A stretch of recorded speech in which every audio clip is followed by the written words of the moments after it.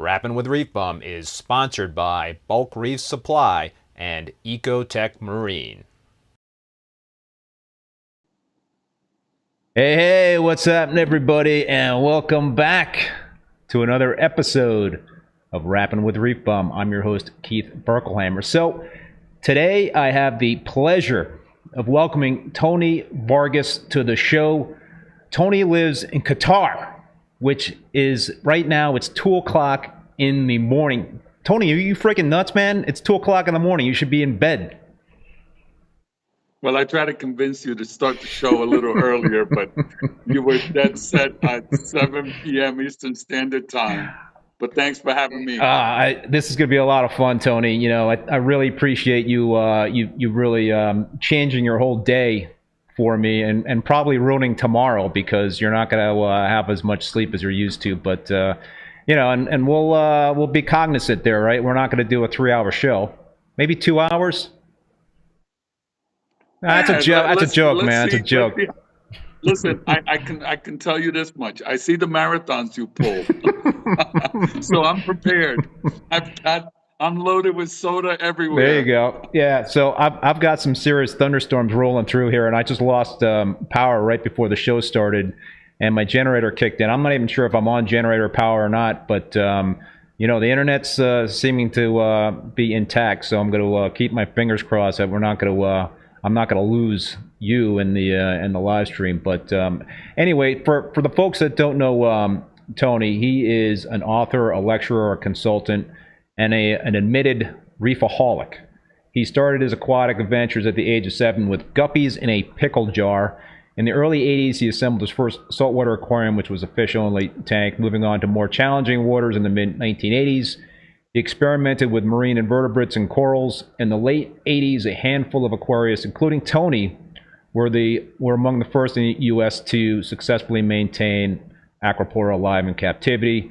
Tony began to share his experiences with others through the many articles he wrote in a column titled Feature Coral for FAMA magazine. For those that don't remember FAMA, it's Freshwater and Marine Aquatics magazine. Is that did I get that right? Freshwater. Yeah. Okay.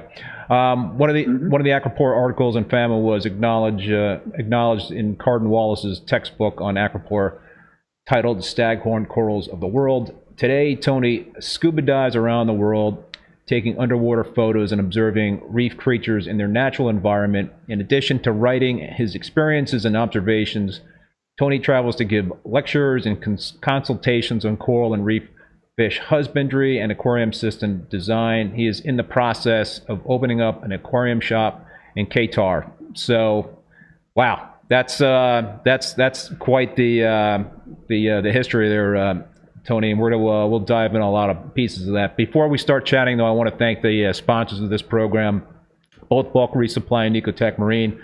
Appreciate their support. Also appreciate the support of all you folks out there that are tuning in. I see there's a lot of folks that are finding the stream right now. Let's get those likes up, people. Let's get those likes up. We're far behind in terms of people watching versus the likes. So, and as always, really encourage everybody out there to drop some comments or questions in the chat. So we see there's a lot of people, Tony, out there that are looking forward to seeing you on the program. I see Greg Carroll's out there, big toy in the house, big 20Y in the house. I don't know what that.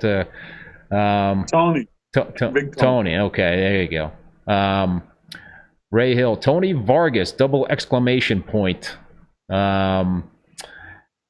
Okay, Ray Hill. I've been waiting for this a long time. I first contacted Tony 15 years ago as a young teenager to reach out for some advice. He was more than happy to reach out. Ray in Scotland. Wow. Okay.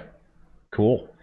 So, Tony, man, the last time that we saw each other face to face might have been around 2008, and you visited me in my house in Connecticut to check out my 225-gallon tank, and you brought a guest with you. I don't know if you remember who you brought along, but it was Michael Moy, who had at the time, and I know he's had some kick-ass reef tanks that have been very been featured in numerous publications and are quite famous. Michael was also one of the creators of Married with Children, but I remember you brought him along. So it's been too long, man. And now you're in Qatar, so I'm not sure it's going to be anytime soon when we see each other in person. Well, I'll tell you this much. Michael Moy and I had some really crazy experience. I think it was that night that we visited you, there was a nor'easter that came through Greenwich. And we went through this neighborhood and we're driving, and right in front of us, a tree drops. And I look at him and I go, would that have crushed the car? And he said, we would have been dead. He put the car in reverse. He's going back. Now we're in an SUV. He's in reverse, and he's just about to hit the gas, and a tree comes down right behind us. My God. So now we're pinched in between these two trees. This is on your way to my house? And I'm looking at him and I'm going, are we going to make it? Was this on your way to my house? No, this was on the way back to his house. Oh, okay. And I said, I guess we're going to have to go through that lawn. And I felt sorry for the owner of that house because we tore up this lawn. Hey. It was raining. Everything turned to mud. But it was an experience. But anyway, back to visiting you. I said to you, I gave you a couple of words about your tank. Do you remember what I said? I do not. Okay. I saw your tank and I said, oh my God, I'd never seen corals like so condensed in one place that your tank looked just like a calcium block of, it looked like a calcium block. There was, it was just loaded with corals. There was nowhere else corals could grow. And I never seen a tank so loaded with corals like yours. Yeah, that particular tank was quite packed. And oh my God. I think I remember having like fragments of coral like on the sand bed. It was like it was kind of like a graveyard for little frags on, because I just, I had a lot of birds' nests in that tank, and green birds' nests and pink birds' nests, and pieces were just always, when I was like cleaning the glass and whatnot, fragments would just get broken off, and it was just like I was like, I just can't bother like reaching in every time to do that. So it's kind of like a little boneyard corals in that tank. But yeah, that was a great tank. Well, I tell you, and after when I left, I got in the car with Michael, and I said, Michael, I am so honored that volume one of my book, I've I just I'm hanging out with two guys that I put in my book, Right, he was in the and I book was too. so honored. He Huh? was in the book too. Yes. So the two of you were in volume one, and that made it even more like an aha Do moment. you It have do you was have so do you nice to have be volume able one to right there? be two of the top guys that had Let me tanks. grab my book. Ah, yes, go ahead.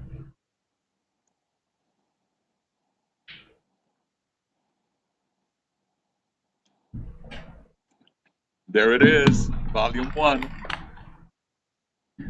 There we go. Volume one. Volume one. Bookmarks. I'm sure that's your page. You got it. Hey, listen, forever it'll be in those pages. Yes. And so tell folks just that don't know about the Coral Reef Aquarium what it's all about. Well, the Coral Reef Aquarium, I've been in the hobby a long time.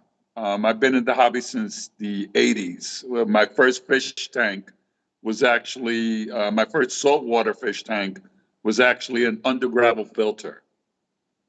And then from there, I progressed to, I bought a wet dry filter from the Netherlands, and I had it imported. And that's what I used for my second reef tank. And that reef tank was a 55-gallon, and it had zinnias and leather corals, things like that, but with a wet dry filter. And then live rock started coming into the country, but at that time it was Florida live rock. Yeah.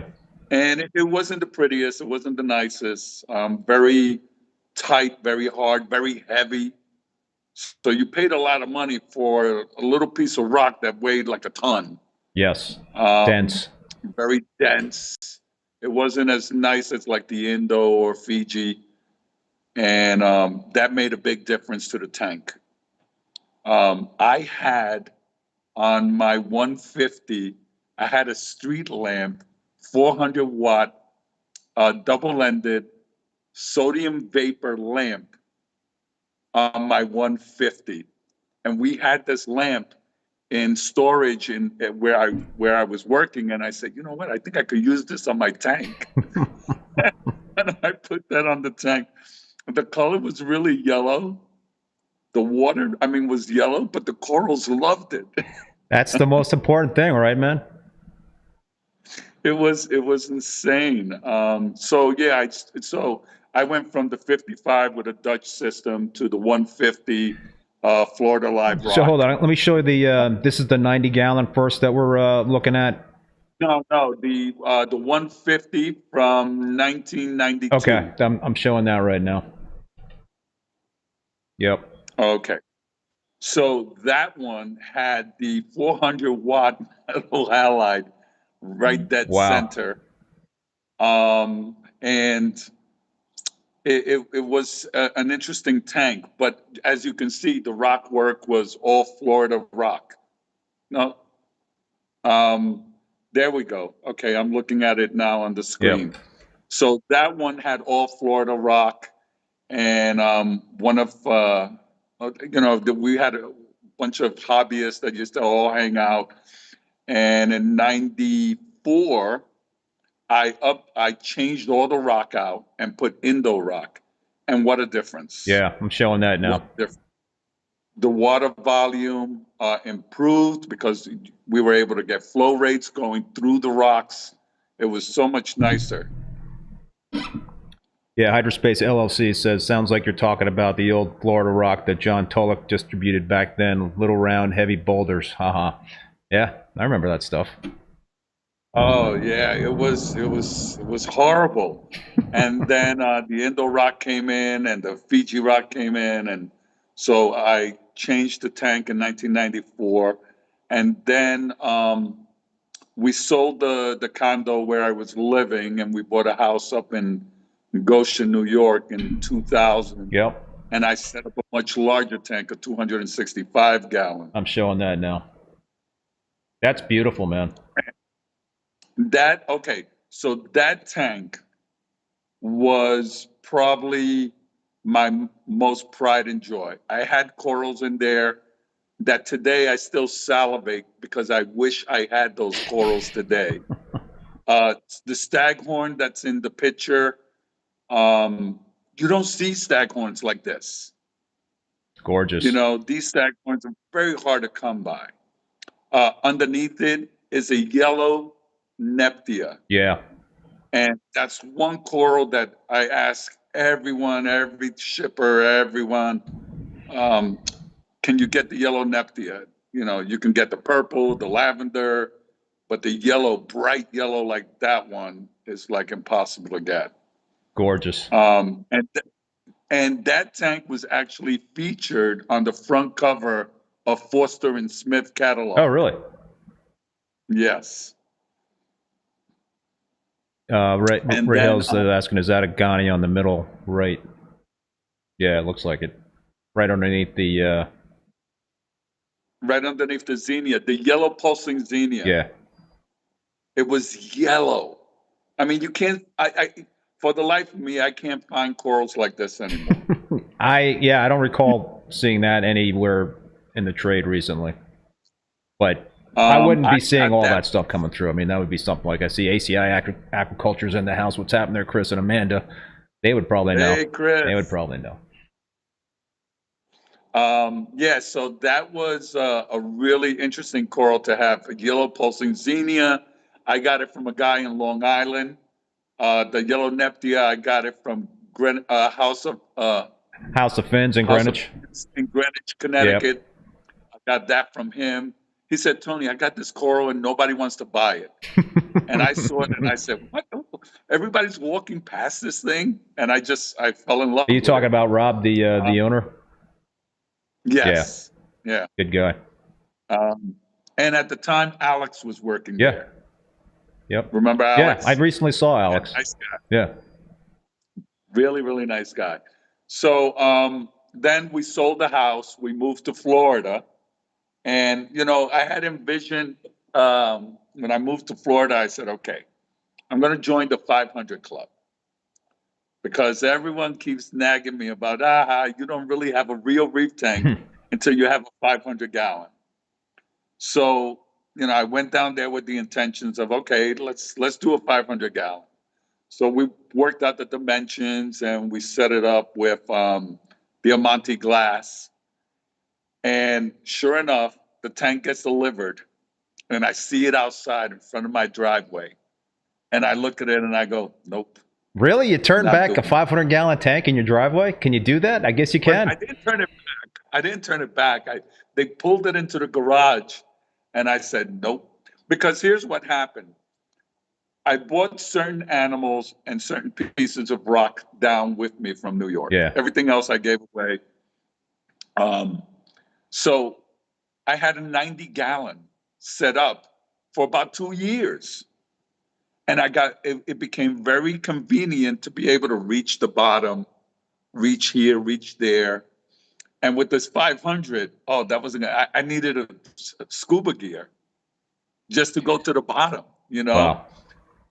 So when I saw that, I said, okay, you're going in the garage, but this is not happening. I'm not doing it. So we threw a Magna in Miami. And at that Magna, I saw the Marineland 300. And I was like, okay, that's the tank. All right, I'm showing it right now. So that was the next tanks that I set up. Nice. Gorgeous. So I did the 90, and I think you got the picture of the 90. That thing blew up. Everything that I threw in there. That's the 90, If I threw in a potato chip, the potato chip would multiply. That's like full of pulsing xenia. And the whole back. Yeah, the whole back just. And I would shave it. And I see the famous pair of swallowtail angelfish. My Chinacanthus semifasciatus. I tried several times to get a trio of the Japanese masked swallowtail angelfish to try to get one of them to turn male, and it never worked out. It never worked out. And in my 187-gallon tank, I tried that years and years ago, and they all but one perished. So I still have one, a female. But I was never able. So, did you pick those up as a trio with one male, or did the one female turn male? Well, here's the interesting story, and this is where Barnett comes into the picture. And I know you interviewed Barnett, and he is one amazing individual. And I remember picking up fish with him in the late 1980s at the airport with him. And he used to bring in the fish, and I used to go meet up with him and get my boxes of fish and, go back to the shop. And I said to him, hey, Barnett, whenever you get these Ginacanthus semifasciatus, send me a 3 females. I want to do an experiment and see what happens in the transition and document it. So I get the 3 females, and they're doing real nice.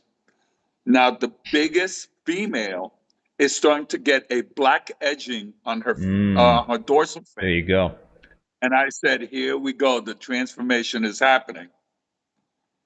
At the same time, just as this is happening, and I'm very excited about this one's going to transform, Barnett calls me and says, Tony, I got the most beautiful male we have ever collected. Really? And all I thought about was you. And I said, Barnett, the experiment is going really well. I don't need him. And he says, Tony, listen to me. You need this male. And I said, Barnett, I get it. I don't want it. The experiment is working. And I hang up on him. 2 days later, he calls me again. He says, Tony, you have to see this man.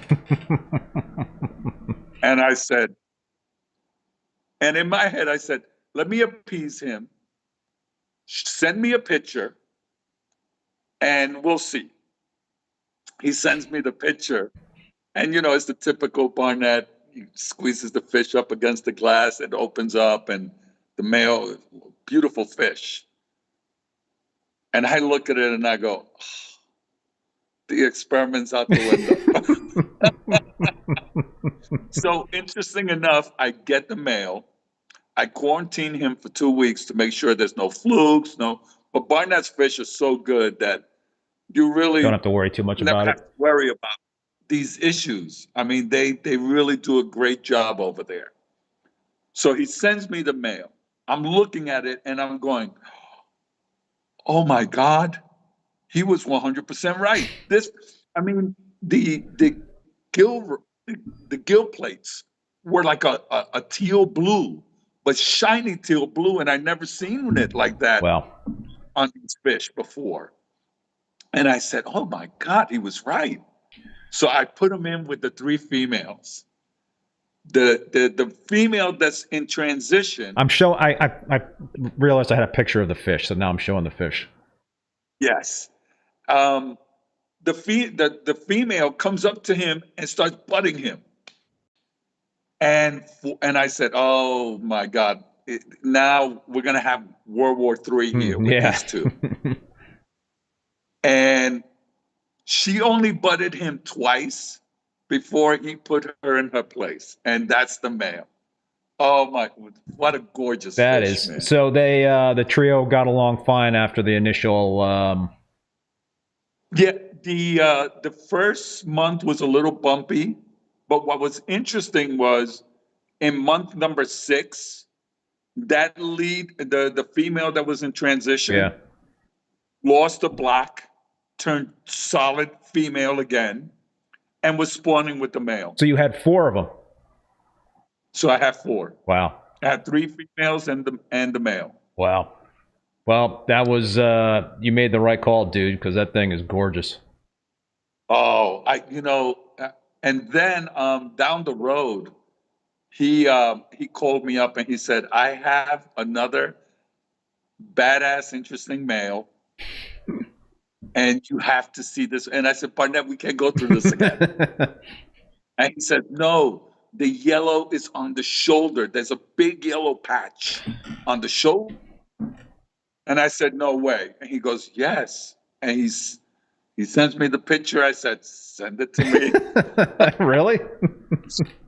Yeah. So at the time, I was doing a lot of work with Foster and Smith, Kevin Cohen. Yeah.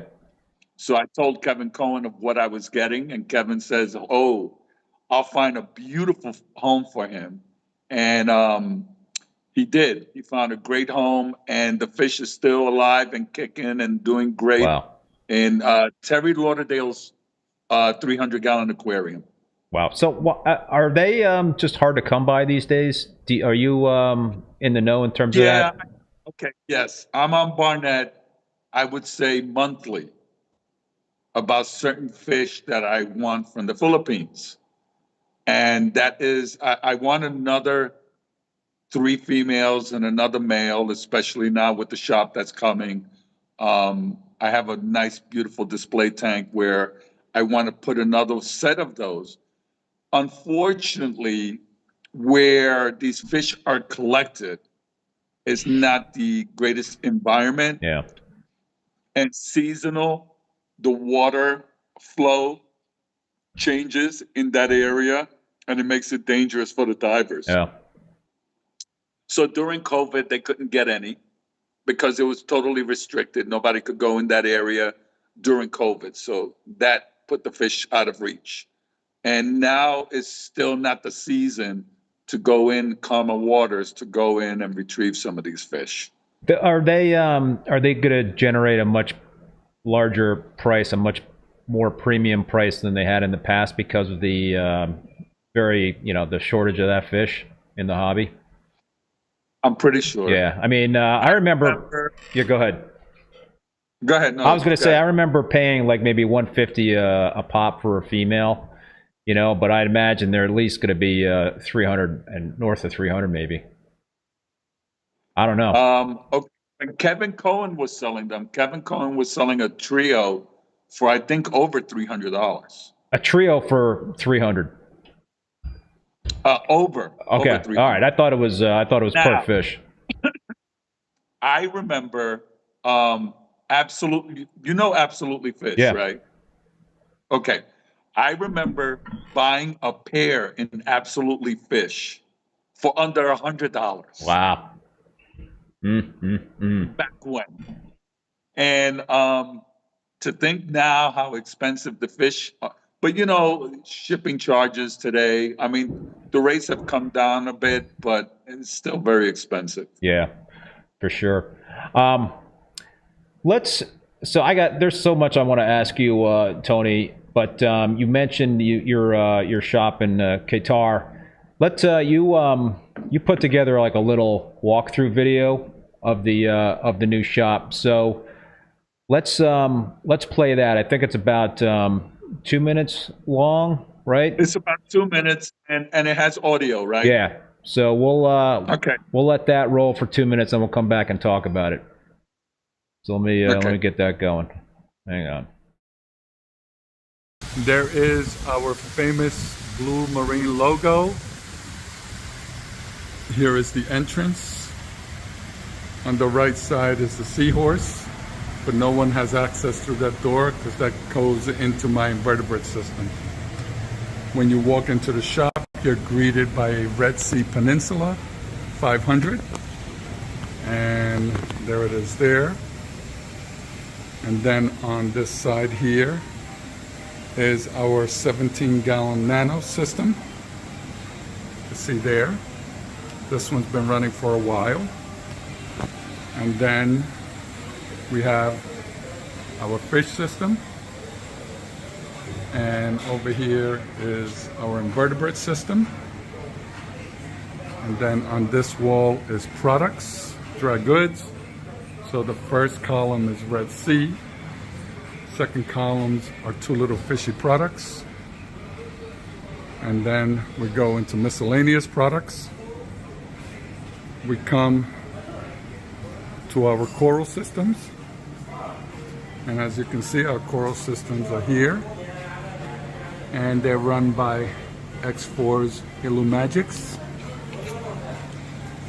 We also have a system here, which is Red Sea 1000. We're filling that up with water. See, the lights are going to be installed shortly. And then here we have a few displays.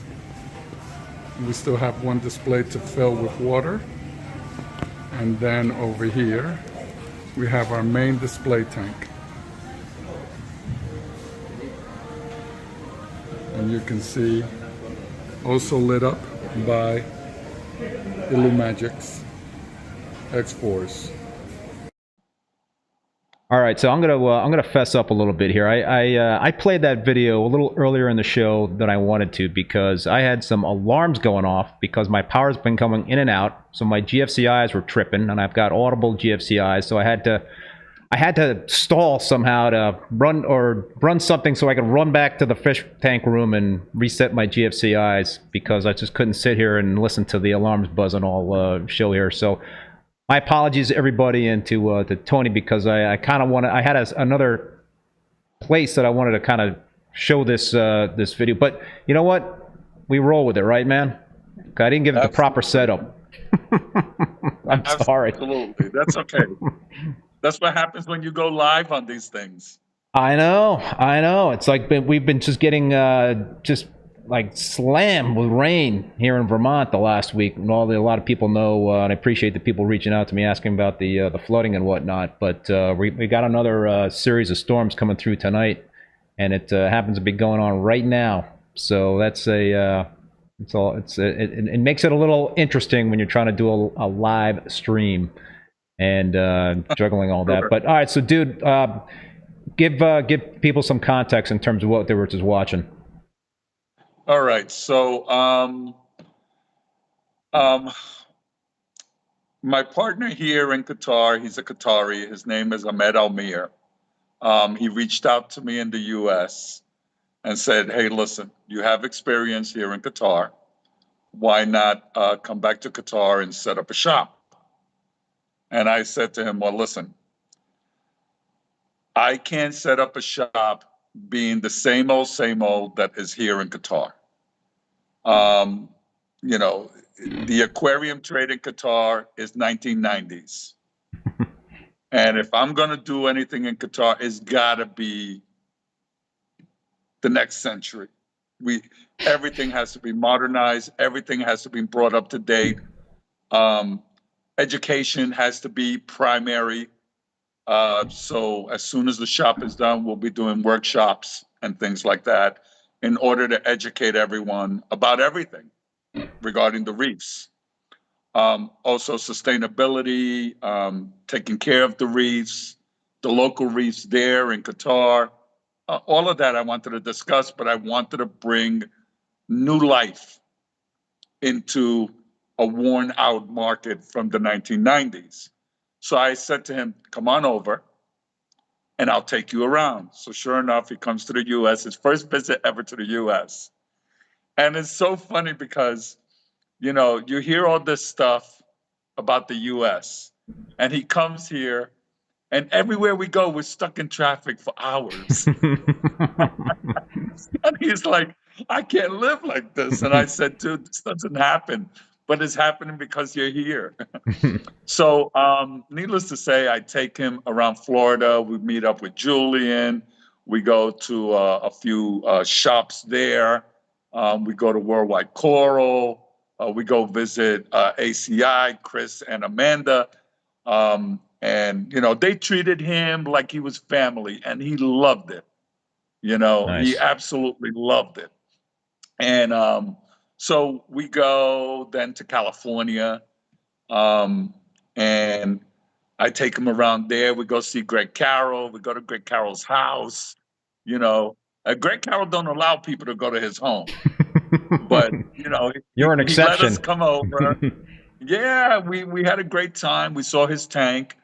It's very impressive today when you look when I was there earlier and you look at it now, wow, his tank is just like amazing. So we go around, we see some marvelous reef tanks, we go to shops, and when we meet up again, I say to him, okay, you see what I want to do? You see how I want to change the way things are done? And he says, yeah, but Tony, some of these things are very difficult to get. And he's absolutely right. Some of these things are very difficult to get. Like a bulkhead. We import bulkheads from the U.S. because we can't find them here in Qatar or in the Middle East. Really? And Wow. if you're looking at my post, you'll see a makeshift bulkhead that I ripped out of one of the aquariums that I'm replacing. And it's a metal nut on a lead pipe with epoxy. And that's their bulkhead. That's not a good, those are bad materials for a saltwater fish tank. Well, needless to say, every consult that I go do, all I hear is, we got this fish tank and we can't keep fish alive. And I can give them a laundry list as to why they can't keep them alive. And one of them is the education. Yeah. I don't think anyone should be sold an aquarium without giving them a little education, because they all think that you can put a tank together and put all the fish in right away, and you need to cycle it. You need, you want a nice, successful reef aquarium. Patience. You got to cycle the patience. And a lot of patience. And the people here don't have it. Oh, they want the instant gratification. You have to lead them. You have to explain it to them. And so I said to him, okay, we need to get this material, but it's not here. I said, then we get it. We'll be the most expensive shop, but we're doing everything correctly. Yeah. So it's happening. We're making a difference. The shop, you saw the video, the shop is still under construction. And it's because it's so hard to get material here. Yeah. So getting material here is costly, but it's also not easy. We order things and it takes months to get it. Shipping issues and everything else. So all these things just facilitate issues, but at the end of the day, the shop is coming together and I'm excited and Ahmed is excited. We sell good, better, and best, right? So we have good if you want to keep just regular fish, better, and then best. For us, we sell the Illumagix X4s, and we love those lights, and we have them in the showroom. We have them above our coral systems, and we also have them on our display tank. Yep. And people see, quality stuff, and you have to bring in the quality. So go ahead. We're just making a difference. Are you in it for the long haul, or are you just trying to get that store up and running on its feet, and then we'll see what happens down the road type of thing? Or is that a question that you really would rather not answer? No, I'll answer it. I have a 5-year contract. So you can't work in Qatar unless you have a contract. Oh, wow. Yeah. So it's not like you can say, well, like you can get up one morning and say, well, you know what? I'm going to go live in Italy. Right? Can't do that. And you can go and live in Italy. You can't get up and go and live in Qatar. You just can't do it. You have to be sponsored and you have to, be working. There's no welfare here. There's none of that stuff. So you have to be a productive citizen or get out. How has the adapting to that new culture been for you? Not bad. Qatari are very friendly, inviting people. You come and with many Qataris that I've had conversations with, you know what they tell me? Welcome home. Really? Yeah. So if I'm getting that from the Qataris, who this is their country, and they look forward to people that are helping them and helping them improve, it goes a long way. It goes a long way. It's hot, okay? It's not like, in Florida, they say, oh my God, it's so hot and it's 90 degrees. Yeah, how hot is it there? Here, it can hit 140. What? Yes. 140, like the air temperature? Uh-huh. Yep. Holy smokes, man. Really? Yeah. So, yeah, the summers are really hot. And what's interesting is everyone says, well, it's got to be dry heat because it's a desert. No, it may be a desert, but it's a peninsula. So we're surrounded by water. So it's very humid. In July and August, you can go outside and cut the moisture with a knife. Jeez, man. Ray Hill, thank you so much for the super chat. It's in pounds. I got some pounds there. I will catch up later. Bedtime for me, folks. Tony, thanks for your contributions and pioneering endeavors. Keep bringing us your good work, buddy. Thank you, Ray. Appreciate that. Well, that's awesome, man. I'm very excited for you. That's got to be a just quite an adventure to do that and to leave the U.S. and what have you to go to a whole brand new country and to start an operation like that. It's got to be pretty thrilling. Well, it's interesting because all my life I've been an accountant, and I would say probably about 5 years ago, I said no more accountant. And I got into sales. I just, I said, that's it. I'm done with accounting. And I think this is what I was meant to do, what I'm doing right now. I'm able to educate. I'm able to lead, to show how success can be had. Because in this hobby, we've been around a long time. I've seen probably more tanks around the world than anyone else has. I've visited many different homes, many different places. And I can tell you, the successful hobbyist is the tenacious hobbyist. No matter what equipment he has, I've seen equipment that you go, no way, how could this even work? But the tank is gorgeous. You know what I mean? I think of Jason Wilson. I gave you his video for his tank. Okay, which one is that? Is they Jason, you gave me a tank video here, so I got 2 tank videos. Okay. It's got the big orange cap in the middle? Yes. Okay. That's Jason Wilson. And then there's another. And then the other one is the Italian tank. Yes, with all the tangs in there. Yes. Yeah, gorgeous. Right. So Jason's tank is absolutely drop dead gorgeous. I mean, this tank is just amazing.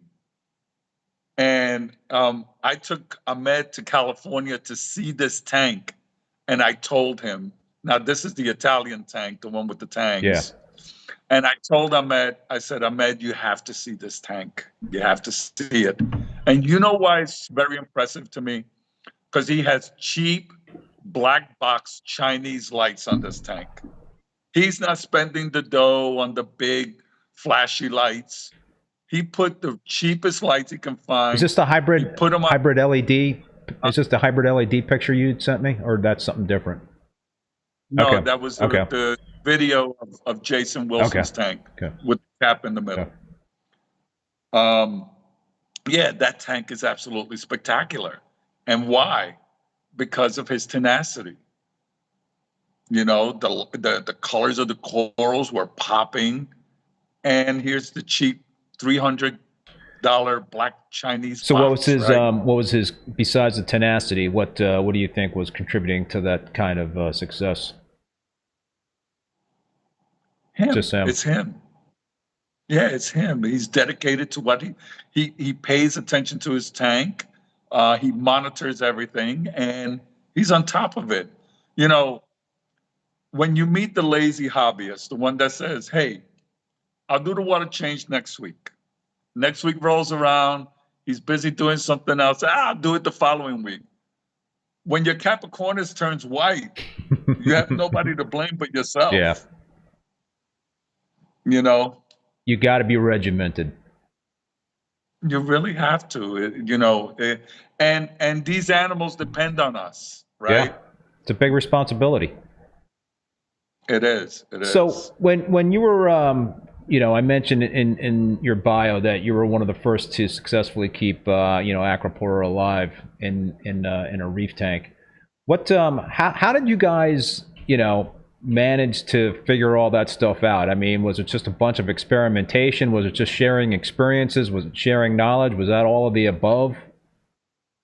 Yeah. Okay. So we had a group of hobbyists. Greg Scheimer, who was a very close, dear friend of mine. He and I used to get in our car every single weekend, abandon the wives, get in the car, and go to New Jersey, Pennsylvania. We used to go visit Ed in Pennsylvania in Strasburg. I forgot the name of his shop, but even in a winter blizzard storm, that we're praying to God that we make it home alive with these corals, and Ed was the only one bringing in Acroporas from Indonesia, the only one in the country at the time. And, he used to bring in 2 or 3 pieces, and Greg and I made sure we were there to buy these corals, And were you like edging out Mike Paletta, because it sounds like he's told similar stories, in terms of like the importers bringing in these corals, and he was right there with the boxes of opening up and pulling stuff out of the bags. Well, that's the way we were back then. That's the way, we used to say, okay, when you getting the stuff? Oh, we're getting it tomorrow. What time tomorrow? It should be in the store around 3, but we were there at 12. It's a whole different ballgame today. That just does not happen, Yeah, but remember, back then you were getting full right. colonies. It was all about colonies. Right. Yeah. And what was interesting is, because of the lights that we had, we didn't get to enjoy possibly the colors of the coral like we do today. Today we get amazing, and I don't think that they're nitpicking the coral, right? Because when the coral's not a beautifully colored coral, when it's not well taken care of, will turn brown, right? And it'll turn brown, and it'll color back up again eventually if you're doing something right, Exactly. So imagine if we had that technology back then. Oh, yeah. But okay, so because we didn't have the technology, when the coral came in and it had pink tips or blue tips, oh, I gotta get that coral. It was solid brown, and the only thing that was blue was the tip. That's a giveaway. That's a gem, the potential. And it was like, oh my God. And so we would get these corals and bring them back. And I wrote an article that even Jake Adams found in FAMA about us cutting a coral in 3 pieces. And it was this beautiful, massive purple Acropora. And we cut into 3 pieces for one Greg Scheimer got, I got, and Craig Bingman. And the 3 of us got a piece of that coral. And Alf Nielsen reached out to me and said, that's the first article ever written on cutting up a coral like this. Really? Yeah. And that was mid-90s. And I put this thing through a table saw, not a bandsaw, a table saw. And the cutting of the flesh, what did you think was going to happen? Like burning flesh. What did you think was going to happen? I mean, did you have any idea what was going on? I mean, in terms of like, let's give this a shot type of thing and see what happens, or were you just? Well, okay, so here's what happened. We went into the shop. The name of the shop was called Total Marine. And we went into the shop and there was this acro. And the three of us are standing there drooling with our jaws dropped. And it was probably the most expensive coral at the time. How much? Bear in mind, we're talking about mid-90s, right? Or, well, the article took about a year, so it was like 1993, 94. Can I guess? Yeah, go ahead, take a guess. $300. Yes. Really? $300? Got it. Wow. $300. $300. So bingo. So we're all debating, like, do we pay this? And Greg goes, well, you know, $300 between the three of us, we could possibly do it. And I said, okay, but then who gets to keep the coral? So my tank, my 150 was baller. It was doing great. So I knew we could keep it in my tank, but Greg had he had three gorgeous reef aquariums at the time. And this was before the 500. And he goes, yeah, we could keep it in mine. And I said, no, I don't think that's fair, you know. So we're debating, and then we're thinking, okay, so do we cut off the branches and split the branches between all of us? And he goes, I have a better idea. And I said, what is it? And he goes, let's put it through a table saw. And I said, table saw? I said, we're going to do that to this coral? And I'm thinking, oh my God, what are we going to do? So we decide, all right, let's buy the coral. We buy the coral, and there's the table saw in his garage on the floor. He positioned it, and I straddled my legs around the table saw. And Greg says, put on these glasses because we don't know what's going to happen. And I'm looking, and I go, this coral's going to die. It's going to die. And he goes, all right, well, let's do like triangle cuts. And I said, okay. So no sooner I start cutting the coral, you smell burning flesh. And I'm like, oh my God. And we had to run out of the garage because it smelled so bad. Ooh. And I had all this calcium dust all over me because you couldn't put the guard on it. And there was no, because the coral was sticking. And there was no water. There was no water keeping the blade from too much friction, right? I mean, it didn't need it. It didn't need it. This thing cut through it like butter. Okay. So we run out of there, and we put the coral in water, the big chunk in water, and then the smaller piece in the water.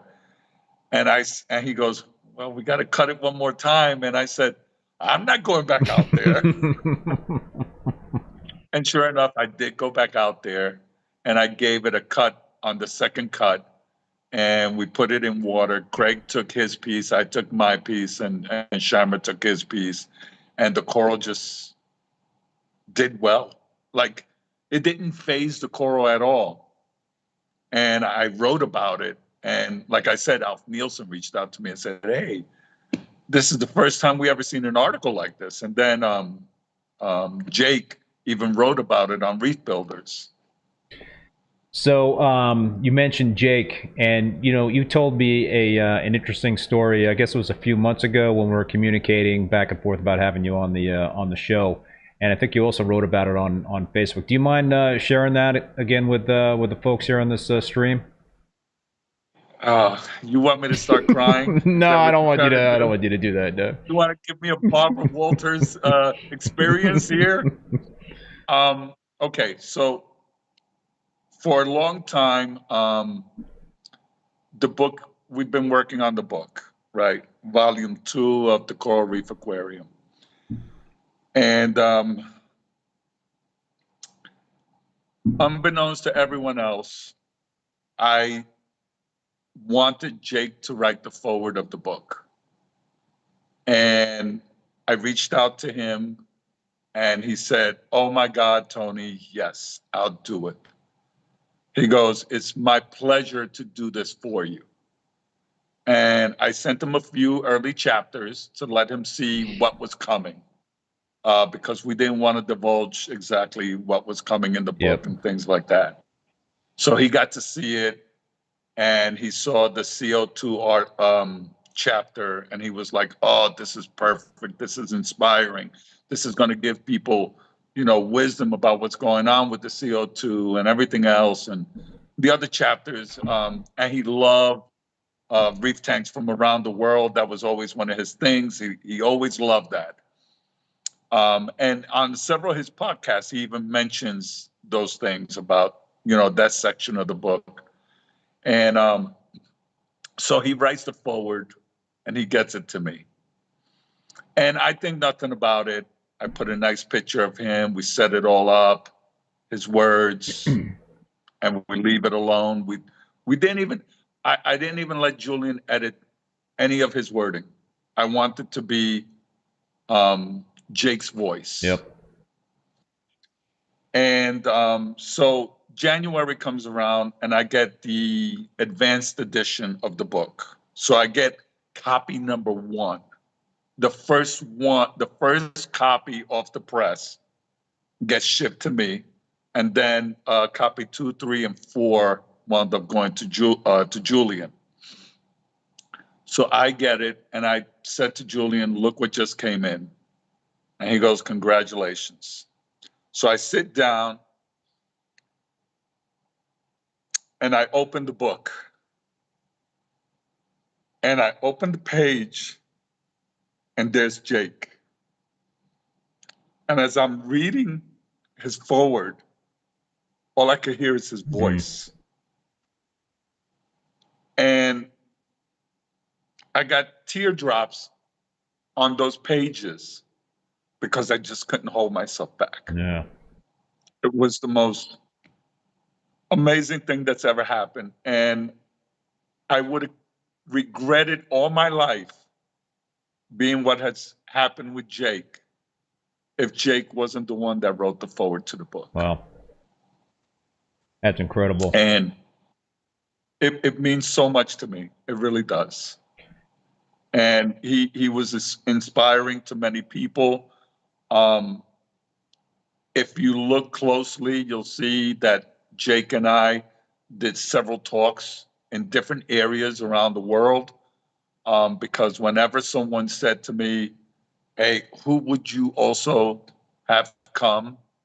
I've had other hobbyists in the past, and it's always been not very not a very good situation. But with Jake, it's always been pleasant and fun and exciting.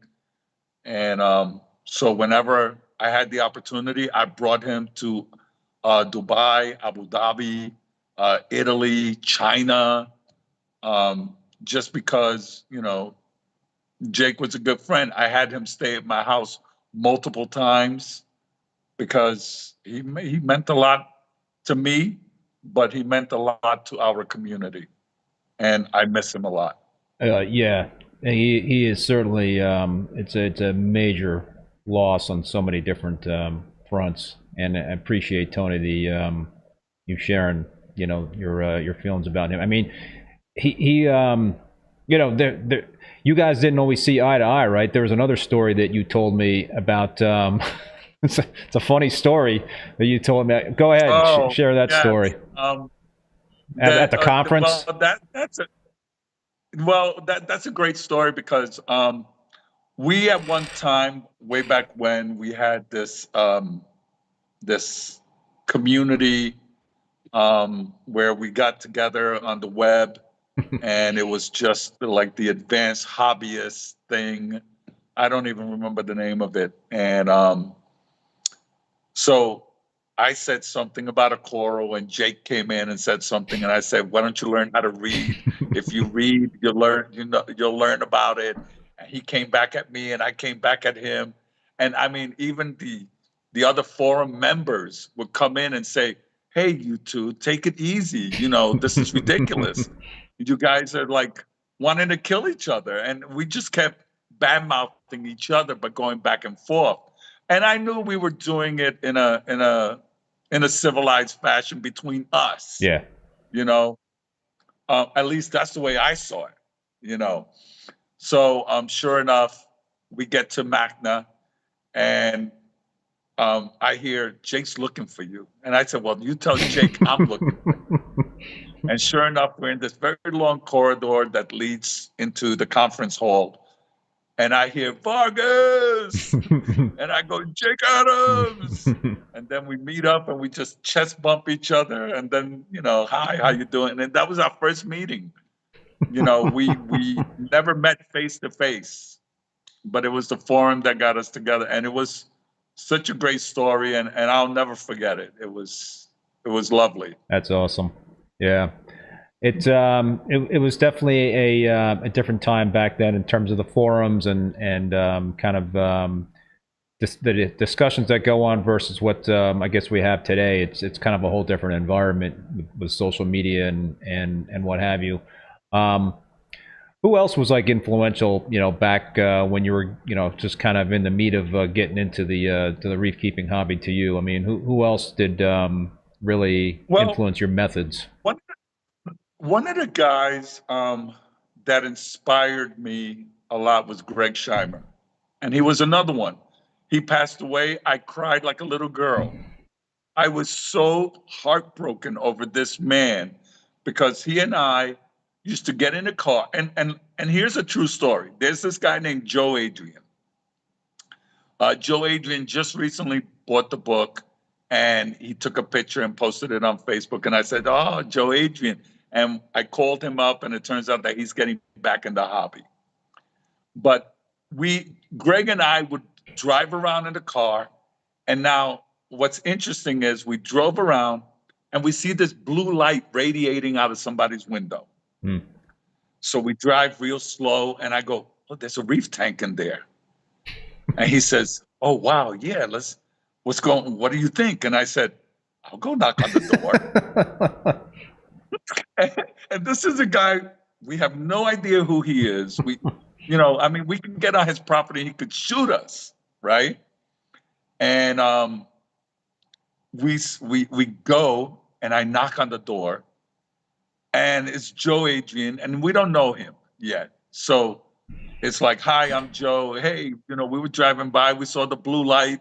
We see you have a reef tank, and, reef hobbyists. Come on in. Come on in, take a look." And he had all the MTC products. So you knew this guy spent a lot of money. Yeah. I think it was either 220 or 180.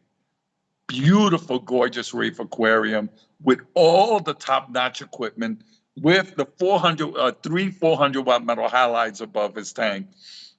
And Greg and I left from there, and we got it back in the car, and I said, "Who else would do something like this?" And again, so Greg was my biggest critic. He also helped me improve my writing skills. He helped me improve as a photographer. And it was interesting because I would take pictures, and he would say, "Tony, that picture's horrible." And I go, "No, it's not. Tell me what you really think." And he's like, "No, Tony, that picture's horrible." And I would go home going, "He's just jealous," or "Arr." And then as it would make me do better. And I miss him because of that. I miss him because he always pushed me to the limit to help me get better. Mm. And he was, I think if he was still alive today, he'd probably be the #1 hobbyist on the planet. He was analytical. He was smart.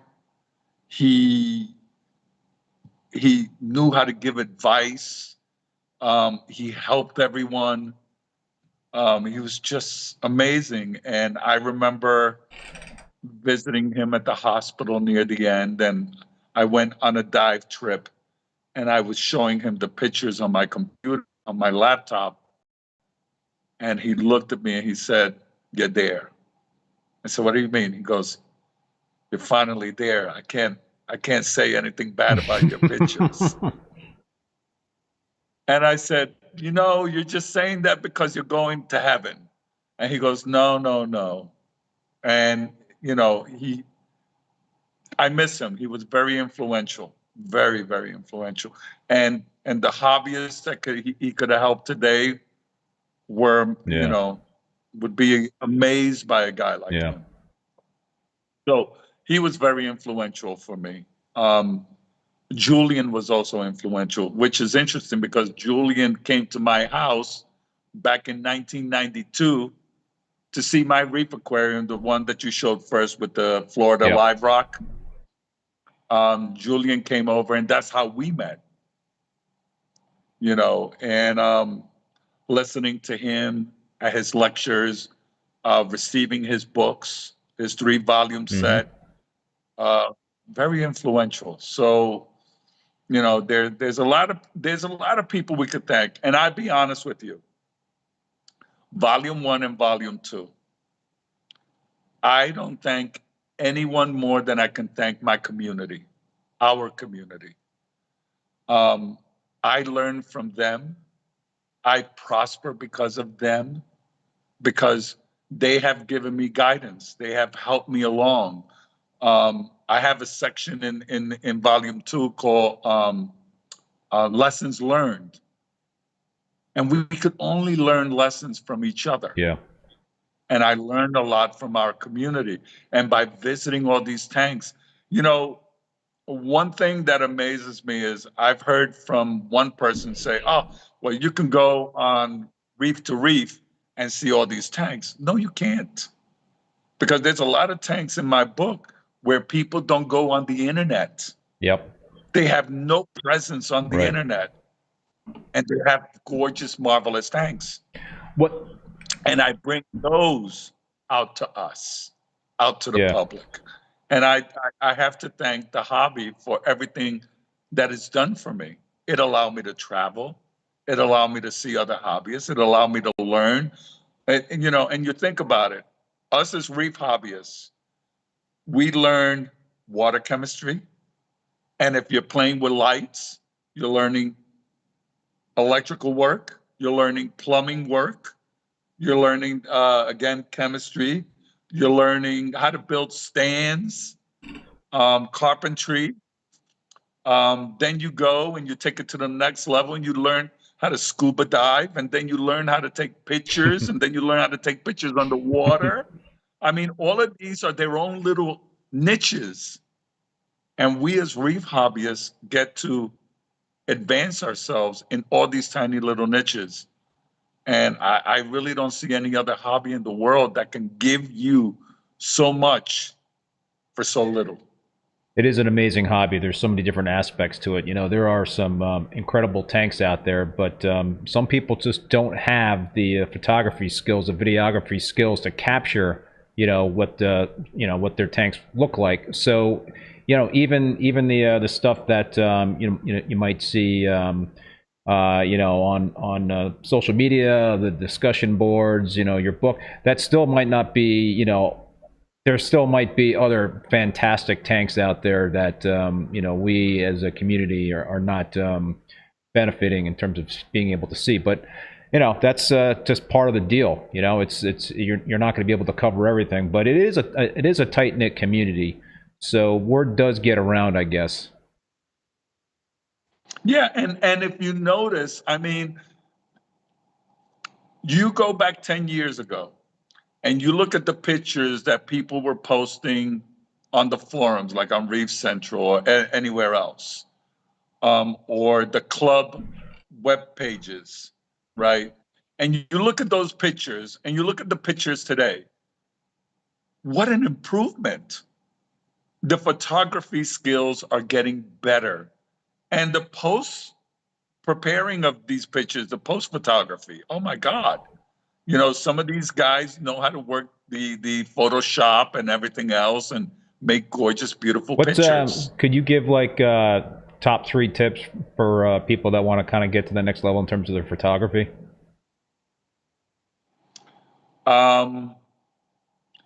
Well, to be honest, a lot of these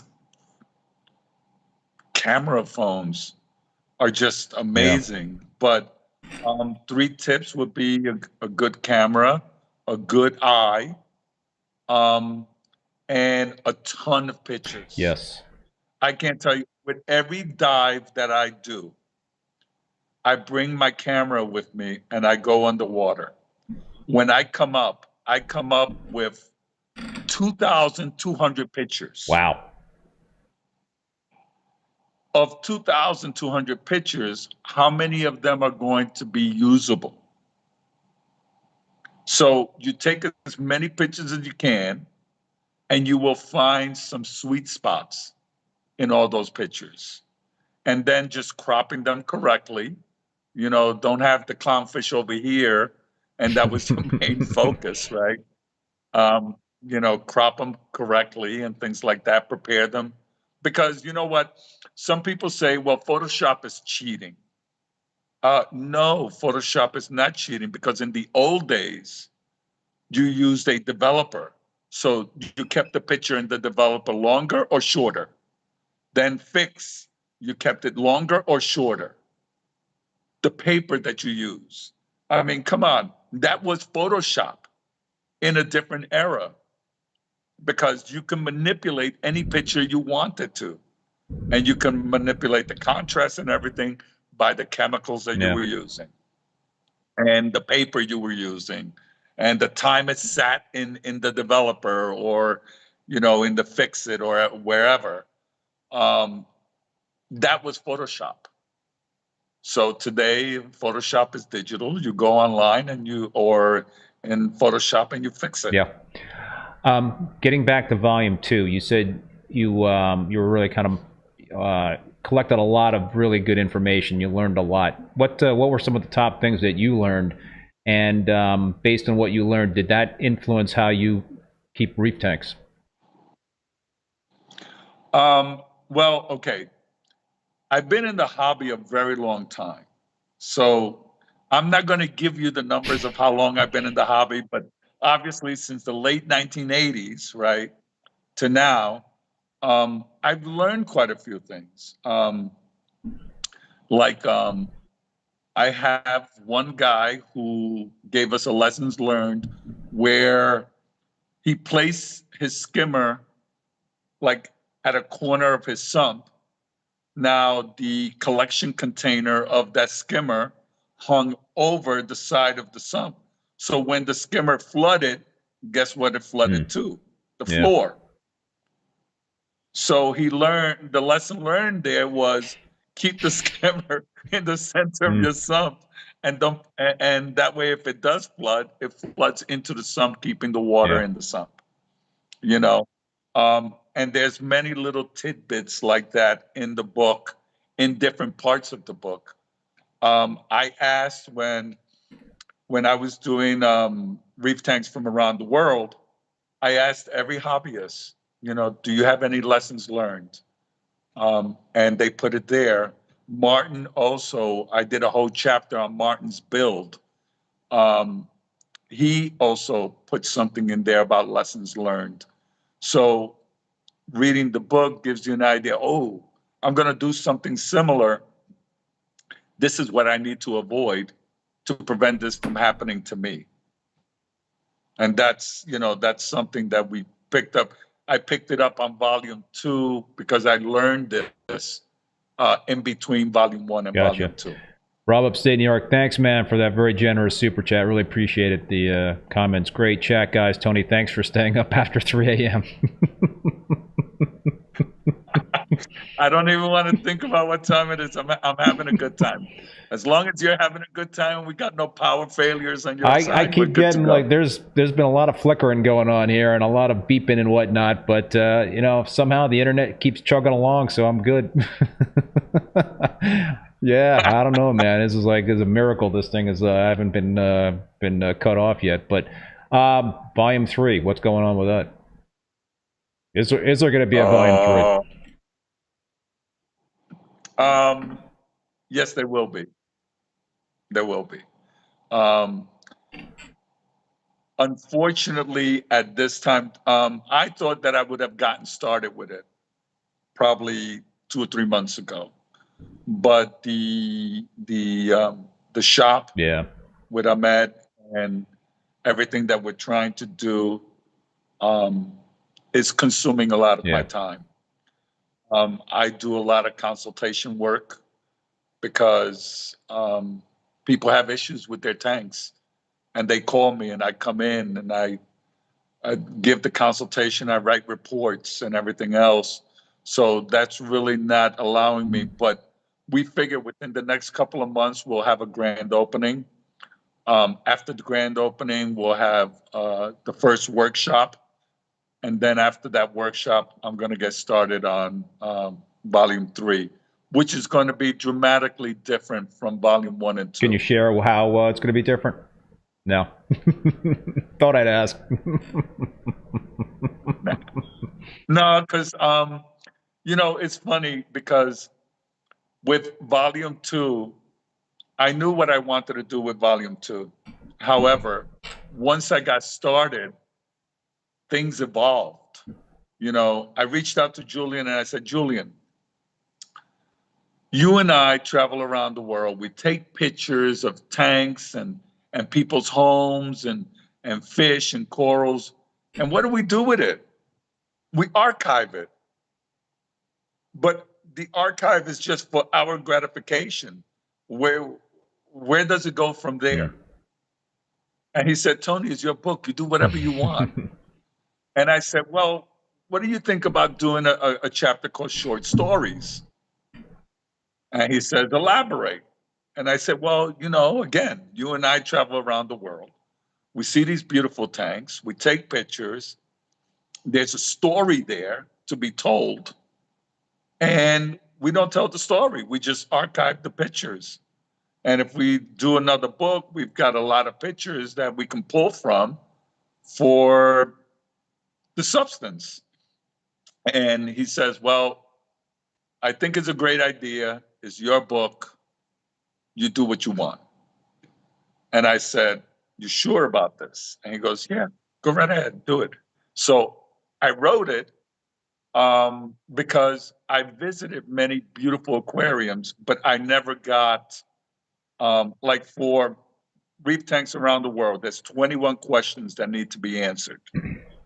And you need to be as elaborate. You remember, you were as elaborate as possible for every single question. And then I consolidated it and put it in your part in the book with your images. Here's here's part of my pages. Look at that. Love that tank. And so sure enough, there's people that don't have the time to answer all these questions. But meanwhile, I visited them. I saw their tanks.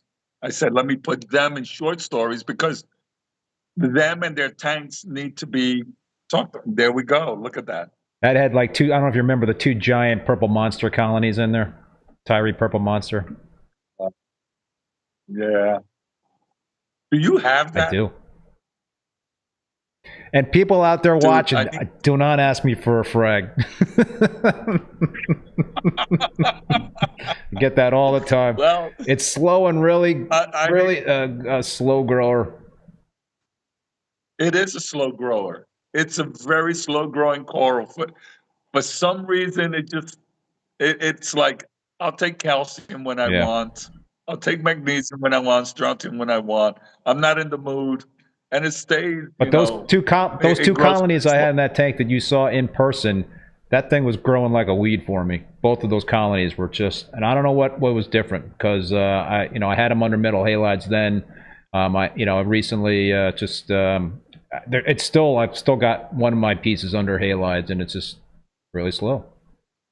Don't know why. It is. Yeah. Right. Now, would you attribute it to the type of metal halide you had on it compared to the type you have now? Because I'm sure what you had back then, you don't have now. So you probably don't recall the fixture that I had running over that tank. It was the Filigoy, the Italian. Yes, I remember. Yeah, it's a big. It was Ginormous. a big. Yeah. Yes, it was. I never should have huge. sold that. So I had 3 of those 400 watt 20K radium bulbs on magnetic ballast, and I was overdriving the bulbs.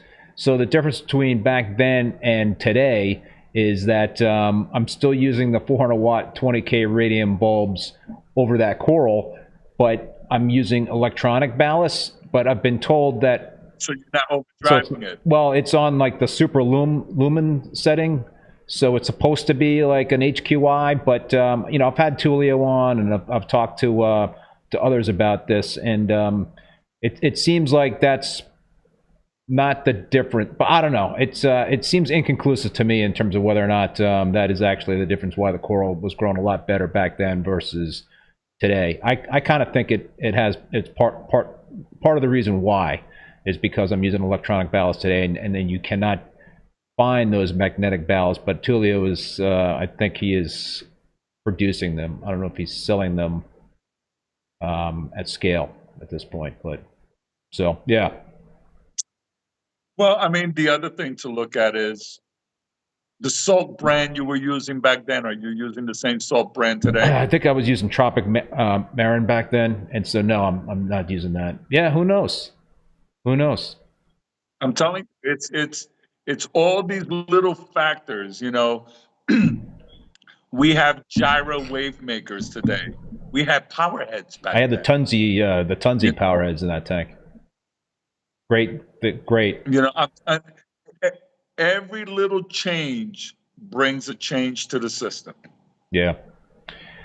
You know, so you know, and also the manufacturers could do it, and you don't even know because I know I won't say exactly what company it was, but I remember using a specific carbon for my tank, and I was religious about changing it. Every 30 days, I changed the carbon out, and every 30 days, I put this amount in the system. And one day, I change out the carbon, and I wake up the next morning, the lights are on, and it's cyanobacteria everywhere. And I'm like, where the hell did this come from? And I'm thinking, oh my God. So I went and I did a water change, right? Because it's the first instance, do the water Yeah. change. And I said, wow, it exhausted the carbon already. So I threw out the carbon, I put brand new one again. I mean, like 2 days later, I'm changing out the carbon and the cyanobacteria again. And I was like, what the heck is going on? It turned out that the manufacturer changed the grade of carbon they were using. So it was leaching phosphates. Wow. And the high phosphate bloomed to the cyanobacteria. So sure enough, I changed out of that carbon. I put the right carbon. I did another water change. And sure enough, it all went away. Wow. But it was the small effect of changing the carbon, but the manufacturer didn't tell anyone that they changed the formula. Right. Yes. You never know. You never know what's going on. So, dude, it's approaching like 3:30 in the morning. There, can you hang in there for another few minutes? I'm good. I'm good. You want to talk some more about corals? You want to talk more about coral? You sent me a whole ton of pictures about corals, man. You want to like pick one and let's talk about it? Okay, so so my number one coral. Well, actually, let's start with God, I'm trying to remember which one I sent. So you got the sent silver you. hydnophora, the Terra labrus, the Vargas cespit. Oh, but that's the fish. Which one? The Terra labrus. You want to show that one? So right. So what I had was my fish. number one Yeah, fish that I loved the was most was the Ginacanthus semifasciatus. I would take that over a Personatus all day long. You look at a Personatus, if it wasn't because it had $25,000 associated with it, you would ignore it for the Personatus. Now, the Terra labrus, that is my number 3 fish. I love that fish. This is my number one. And my number two is the Bologna percapili. So I sent you a picture of, I had a pair at one time. What's it called, Tony? Bologna percapili. Yes. There it is. Oh, that's what's the so what's the non-scientific name? Dr. Yes, Seuss fish. that is so cool looking. Those were those available in Life Aquaria at one point in time, weren't they? For like a ridiculous amount of money. Yes. Yes, $7,000. Jeez. 7,000, and I had a pair. But you know, thank God the wife never knew how much the value of it's 14,000 in that picture right there. How long did they last, man? Did you get your No, as a matter of fact, okay, so here's what happened. They were in my 300-gallon tank. And I set up this 300-gallon tank. I'm really happy with it. I put in a pair of those and some other beautiful fish. The Swiss guard basslets. No, but it was the candy basslet. Anyway, gorgeous, beautiful fish, along with the semifasciatus are swimming with it. And just for shits and giggles, we decide, let's sell the house. Let's see if we can sell it. So, oh, no. I was like, oh, no. So I gave them to a friend of mine, and he still has them. Really? Wow. Yeah. How long did you have them? I had them for 3 years, and he got them since 2012, and he still has That's them. Awesome. Now, what's interesting is you look at a fish like that, you go, okay, that's a strong carnivore. Yeah. Right? And you expect him to eat only because I had his cousin, the Chabonawi, and the Chabonawi will only eat guppies or small fish. It will not eat anything else. This fish, on the other hand, would eat frozen mysis, would eat flake food, would eat anything. And it's from the same genus. So it was very surprising that one behaved one way and the other one behaved a different way. But that was my number two fish. Awesome. And then number three was the Pterolabris. Pterolabris. That's pretty sweet too, man. I tell you, do we see these fish in the trade anymore? You know, it's been a while since I've seen any of those fish. It's been a while. Yeah. You know, but I'm sure that with enough requests, if people put in the request, everybody will go. Yeah, that fish had a personality like no other. You ever kept freshwater fish? Yeah, for a little bit. Okay, I kept Oscars at one time. If there's a fish with a personality, it's an Oscar. Okay. This guy was in the territory of an Oscar.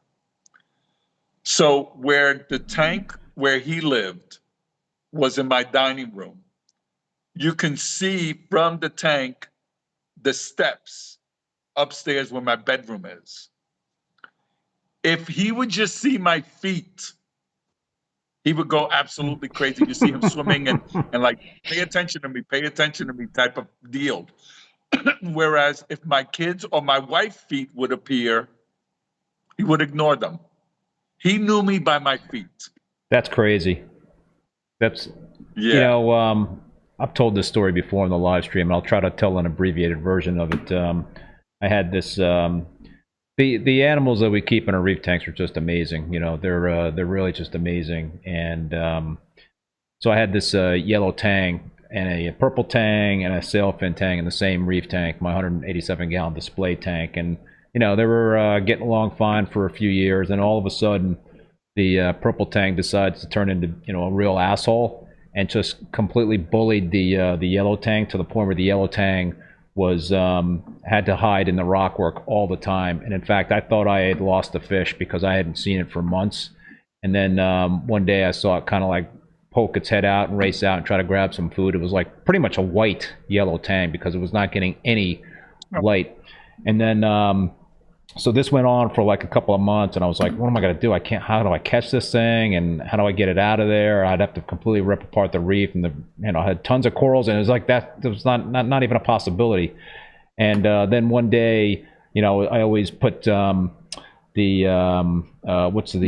green stuff, the leaf, nori? Yes, nori into the tank. I always put my hand in with some nori to feed the tangs, and this tang shot up and started feeding on it a little bit, and it got very close to my hand. I was like, wow, that's amazing, because the purple tang was the other side of the tank. I was like, wow, this is just amazing behavior. And then I did that again a couple of times, and I think I saw him trying to like poke his head out of the rock. It looked like he was trying to get a little bit more brave.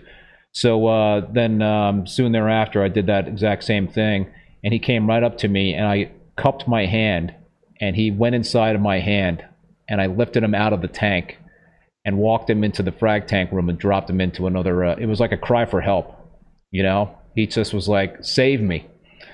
So it's stories like that, and your story about the fish seeing your feet coming down, the stairs, it's amazing. These are amazing creatures that we have such, we're so fortunate to be able to keep them and watch them and study them and enjoy them.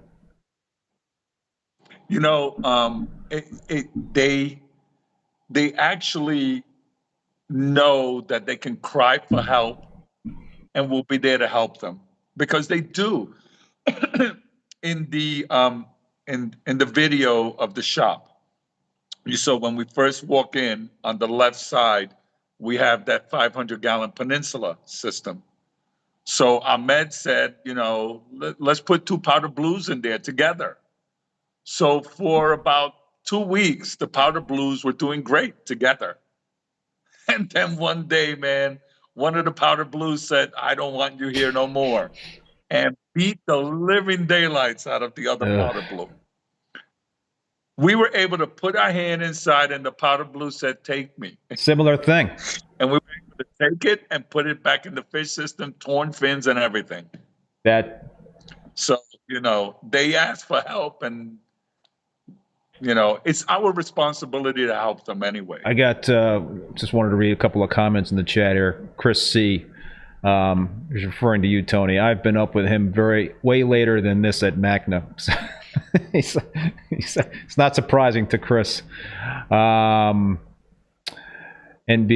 Enberg Reef. Reefers get energy just telling reefing stories. Yep. Alyssa M. Such an awesome chat, you guys. Thanks for newbies like me. Love it. Appreciate that. Beautiful conversation. Thank you very much. John Wright, how amazing the reef keeping community is sharing their knowledge and help. Yep. For sure, folks. What else, Tony, man? You want to point anything else out in terms of corals or fish? Like I said, man, you sent me a lot of stuff. Well, yeah. So, no, I sent you. Okay. So, in this hobby, we have gotten caught up with, and I've heard this from people's mouths. I won't buy an Acropora unless it has 3 to 4 colors on it. And it's like, are you kidding me? The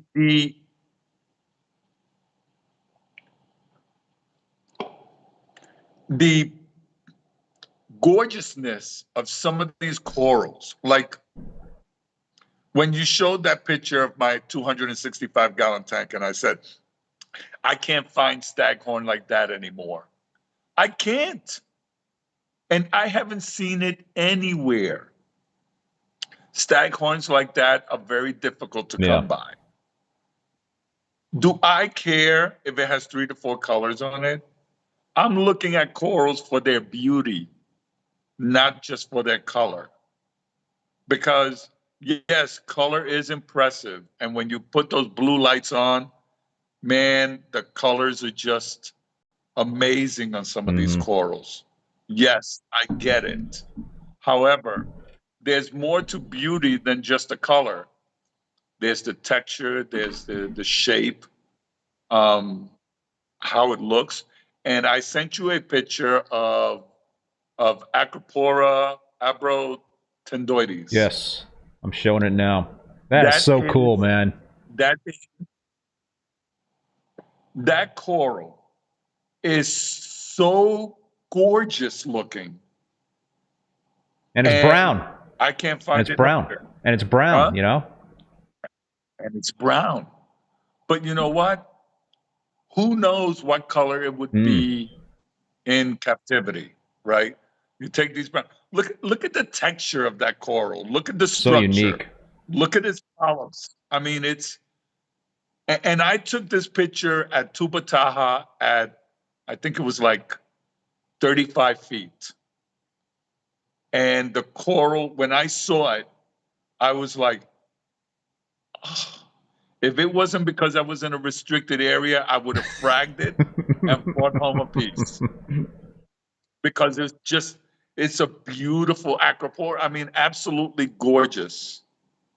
And we have something very similar that I know we sell, and who knows, they may be the same coral. We sell Robusta, Acropora Robusta. So it's similar to that, but when you look at them both together, you see that they are different. But that's my #1 favorite Acropora in the whole world, and it's brown.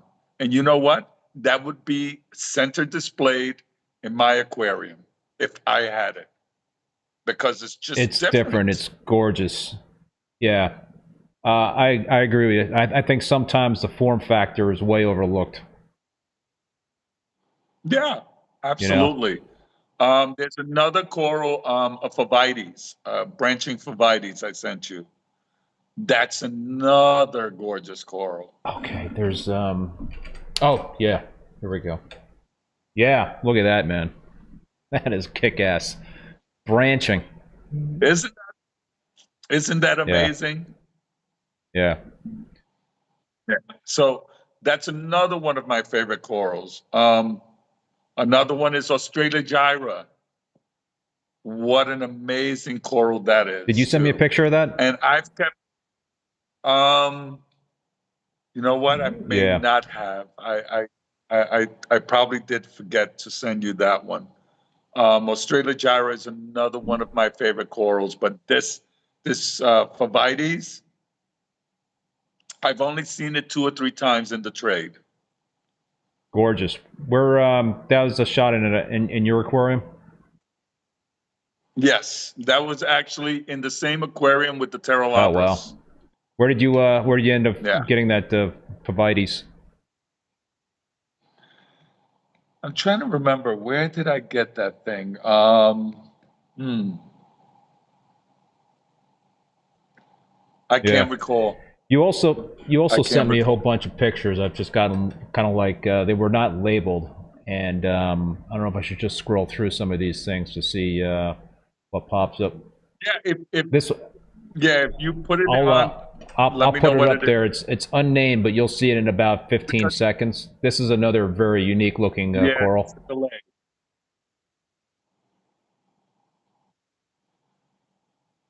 Now, the picture you're putting now.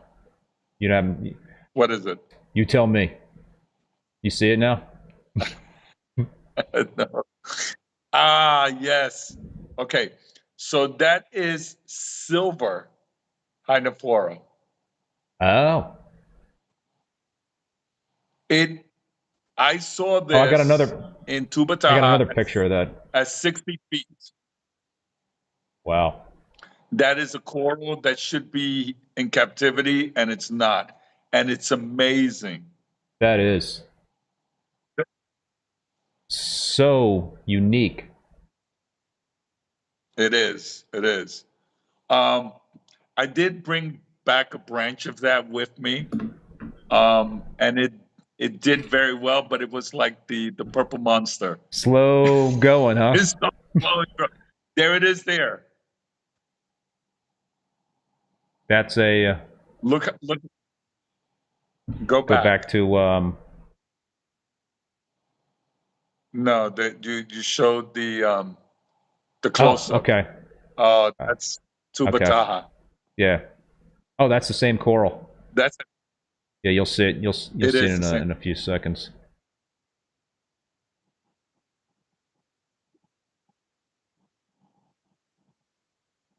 Chris from ACI had a silver hydrophora, but it turned blue. It did. Mm. Well, tell Chris, you got to make sure you put that aside for me.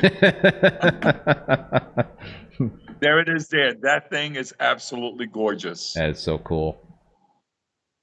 Yeah, and it's different, you know, and that's what I look for.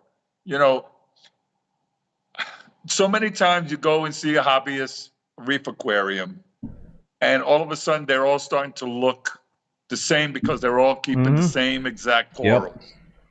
You know, everywhere you go, everyone has the green and red Montipora. Green and red Montipora. You know, it lost its flavor. To me, I look at a gem tang, and to me, it's a black tang with white spots. The yellow tang is much more superior as far as I'm concerned. Yes, I agree. You know, yeah, I know quite a few people who have said, "Yeah, I have the gem tang now, and now that I have him, he's not the most exciting fish in the tank." Isn't that an awesome staghorn? That. And I could not believe when I saw it. I said, "Wait a second," and I snapped a picture of it, and I was looking at it closer, and it's a baby blue all the way through, just amazing. I'm just scrolling through some of these pictures there, Tony. Some of the pictures that you took on the actual reefs that you dove across, and it's just you'll see them come up in a couple of seconds. Just coral after coral. You know, and here's there. Look at that, and that's at okay. So at the very top of this picture is 20 feet. The very bottom of that picture is 80. Really? It slopes down like that Look to very at that deep red waters. table. And it's okay. So now, interesting enough, you're looking at this picture, right? You see that red table. This is in Tubataha. This is Acropora, Florida, by the way, in this picture. I was going to ask you. That's at 90 feet. It's a what? At 90 Wow. feet. Yeah. At 90 feet. And now the ones that we get here in the trade, they're green. They're nice and green. But this is the formation of that coral. That's the I got a frag from Chris at ACI of Jake's the toxic Florida. Is that how you pronounce it? Yeah, Florida. It's bright green, insanely green. Yeah, Chris says I have so many unique corals and nobody wants them because they don't glow under LEDs. Yeah, you see what I mean? But meanwhile, look at the structure of that coral. If you were just to let it grow in your aquarium and don't frag it when it gets a branch, right? Let it grow. Look at how beautiful that coral will turn out. And so unique. I'm psyched about my frag I got from Chris. This is a no, they get absolutely beautiful. They get absolutely beautiful. But one of the things I wanted to point out is you look at these reefs. This Tubataha is a protected area. So people, you know, if a boat shows up and it's not introduced to the guards that are stationed there, there's a station in the middle of Tubataha, and you don't announce yourself, you'll be escorted out by the Navy and the Coast Guard. No one is allowed to go there unless they announce themselves and what their intentions are. Typically is to go dive and look at the beautiful coral reef. One of the things I wanted to point out was you see that there was no space for more corals to grow. They're all growing on top of I each noticed other. that. That's how dense these coral reefs are. And really, you know why those coral reefs are prospering and still doing well? Because nobody's allowed near them, and there's no industry in that area. So the minute you want to put a hotel at the beach, what are you going to introduce to the reef that's next to it? Pollution. So everybody wants to blame this, wants to blame that, but nobody wants to blame the real culprits behind all of this, and it's industry and greed. Really, that's what it comes down to. You look at Bikini Island, where we tested the nuclear bomb, right? That was 200,000 degrees, and it blew out a chunk of the reef, and that water was boiling for months. And you go there today, and it's one of the most beautiful coral reefs you've seen in your life. Nature always finds a way. You know what I mean? Rob upstate New York is wondering what year these pictures were taken. The reef.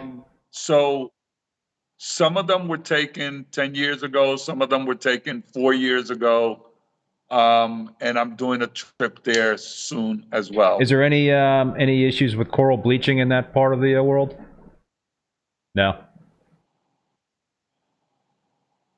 That's good. There's I don't deny that coral bleaching is created by warm waters and things like that. But there's other reasons too. Spike your alkalinity in your tank and you'll see some coral bleaching, right? And it had nothing to do with the heat. You know what I mean? So not everything can be blamed on Mother Nature. We play a big role in the demise of our reefs, but nobody wants to say nothing because there's big money behind it. Thank you, Reef Exotica by Luis Aceves. Hola, Senior Reef Bum. Beautiful photos. We need a Tony Vargas reef photography master class. Sign me up. I'll pay. That's awesome. I'll tell you something. Everybody has the possibility of being a great photographer. I take pictures with my cell phone. I take pictures with my DSLR. But again, if you take 1,000 pictures, you're going to wind up with 3 or 4 really great pictures. Yeah, that is great advice, because that's what I always remember when I used to take a lot of, when I used to shoot pictures specifically. I mean, now I rarely shoot images. I'm just shooting video and stuff like that. But when I was shooting stills of my corals and my fish, like you said, man, it was a volume game. You just had to take a shit ton of pictures to get 1 or 2 nice ones. Especially with a wrasse. Ever try to take a picture of a wrasse? Yeah, forget about it. You got to get freaking lucky. Oh my God. You have to shoot and shoot and shoot and shoot, and then bam, there's that beautiful one, and that's the one you put out there to display. Yeah. Typically, I don't put to display my best pictures, though. No, the ones that I post on the internet or Facebook, Instagram, LinkedIn, whatever, I don't post my best pictures. So I save that for Volume 3. You mentioned Instagram. How can people find you, man, in terms of social media or getting in touch with you? Facebook, Instagram, how do they find you? Vargas Reef? Yeah, Vargas Reef on Instagram and Tony Vargas on Facebook. Okay. Dude, it's approaching 4 o'clock in the morning. I'm going to let you get some sleep, because I don't want to be responsible for completely wrecking your Friday, which is the start of the weekend there already, right? Or am I wrong? You told me that. Right. Yeah, as a matter of fact, Thursday is a Friday here. Meaning that's like a, yeah. So Fridays and Saturdays are your days off, and you start the week on a Sunday. Yeah, that's different. Yeah. So that's why I can stay up all night, and it's not a big deal because I'm gonna sleep late. I'm gonna So, sleep dude, in. it. But you know what's interesting here? Um, what time do you start seeing daylight? What time do I start seeing daylight? Yeah. So let's say you wake up and it's daylight outside. What time does daylight This start for time of the you? year, like maybe 5 o'clock in the morning, 4:45. Okay. Here is 4. 4. 4 o'clock is daylight outside. Wow. So it's full daylight. And it's like it's daylight. And and what's most interesting is because it's daylight outside, it's breaking through the window, through the curtains. And you're like, you open your eye, you go, and you grab your phone, it's 4 o'clock. You still want to sleep till at least 7. And it's 4 o'clock in the morning. Yikes. So I'm going to be seeing daylight pretty soon. Very soon. So, dude, Yeah. any parting words? Anything you want to leave us with before we? Well, before we part, how's your tank doing? Great. It's always it's I'm lucky that I've gotten some really good growth out of my corals and what have you. There's always something that's going on. There's always some issue that you got to deal with, but I'm very happy in terms of the progress in my systems and my tanks. So, yeah, it's all good. All right. So, what are you monitoring most? Your pH or your alkalinity? Now the questions are turning towards me. Of course. Listen, I made a big mistake. All right. And I'm going to own up to it. You were supposed to be in volume 2. I don't know how I screwed up. It was all my fault. No, I think. But I don't. But however, I'm itching my way to put you in the volume 3, where you should have been in volume 2. But anyway, so I start now doing my excavating to see what I get from you, so that way I know what I'm going to be putting in the book. So I'm following the Chris Meckley method in terms of dosing kalkwasser. So I've got some elevated pH in my system because I'm leaning very heavily on kalkwasser. So my pH ranges for both systems between 8.2 to 8.5. And low into the high. So that I think has been a big part of my success in terms of the growth of my corals. So it's that, and I look at the alkalinity. I don't freak out if the alkalinity is outside of the 8 to 9 range that I like. I don't really notice a lot of bad things happening if it goes up to 10 or something, or down to 7.5, which one of the systems is down to 7.5. Was this morning.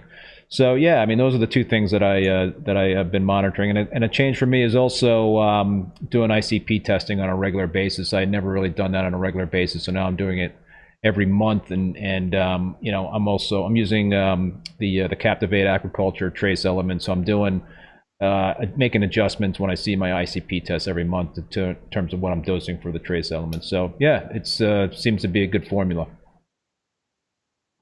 Okay. Well, what's interesting to me is what was old is new again. Yeah. We knew this back in the 90s when we were dosing our tanks with just kalkwasser. Yeah. There was no A and B and 3-part and balling system or nothing like that. It was strictly kalkwasser. Peter Wilkins created the formula, and we used it. And our tanks, the corals were growing like crazy. Why? Because we kept our pHs above 8.2 all the time. And nothing brown jelly. No. And the only time things got to brown jelly was when your pH was below 7.9. And we never let that happen. Yep. So now all of a sudden I'm seeing the surge of this again. And it's like, I even told Julian, I said, Julian, you see how kalkwasser now is all of a sudden the new hero? It's always been the hero. I never stopped using it. Never. In all my systems, I always devoted, like, I get people asking me, hey, that little economical system, you got corals growing like crazy and real fast. What do you do to it? Kalkwasser. I keep my pH at 8.2 or higher. Yep. And I put in a little bit of Acropora and for amino acids and iodine. That is it. That's all that tank Simple. gets. Simple. Yeah. And this is the way it was way back when. And, you know, it seems like people like complicating things, right? But I think Chris is 100% Bill right. Saltwater having, you know, the old way is the best way. Listen, it's been tried and true for decades. Chris, I never stopped caulking. Yeah, you know, it's the way that it's always worked really well. The corals grow thick and strong. But if you're using Kalkwasser and you're at 7.9, then you need to start evaluating your other CO2 issues. Chris from ACI, dose calc and watch the magic happen. Yeah, exactly. And it's funny how that is the new technique, but meanwhile it's been around forever. Yeah. So true, man. And I'm glad that you're back on it again. Yeah, I've always used it whenever I've had calcium reactors. I've always used it, but what I was doing back years ago, and I think the tank that you saw in person, I was using it, but I think I had a calc stirrer, and so what I'm doing now is I have a drum with it, and it's in a drum, so there's nothing that's stirring it up or anything like that, so it's not getting diluted through a calc stirrer, because I was running my RODI through that. The top off of the tank was going through the calc stirrer, so I think that might have been diluting the solution. So maybe it wasn't as potent. But hell, man, you saw my corals were pretty happy anyway in that tank. So yeah, but I don't think my pH was as elevated back then. I don't know, man. It was different because back then I really didn't do a lot in terms of testing. I tested the alkalinity, the calcium, the magnesium, the nitrate. I didn't test phosphate. I didn't even test magnesium. I just was testing. Me neither.